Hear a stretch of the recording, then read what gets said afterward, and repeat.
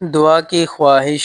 ایک شخص نہایت اضطراب و پریشانی کے عالم میں امام جعفر صادق علیہ السلام کی خدمت میں حاضر ہوا اور بولا، میں بہت غریب اور فقیر آدمی ہوں، آپ میرے لیے دعا کر دیں تاکہ پروردگار عالم میرے رزق میں وسعت دے دے اور مجھے تمام پریشانیوں سے نجات مل جائے۔ امام علیہ السلام نے ارشاد فرمایا، میں تیرے لیے ہرگز دعا نہ کروں گا۔ اسی شخص نے ٹھنڈی سانس بھرتے ہوئے کہا، اے امام علیہ السلام، آخر کیا وجہ ہے کہ آپ میرے لیے دعا نہیں کریں گے؟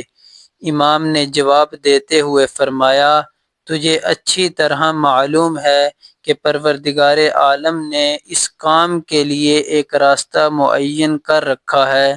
اس نے حکم دیا ہے کہ تلاش و معاش کے لیے گھر سے باہر نکل پڑو اور محنت سے کام لو، اور تو یہ چاہتا ہے کہ گھر سے باہر نکل کر تلاش معاش کے بجائے دعا کے زور سے روزی کو اپنے گھر ہی بلا لے۔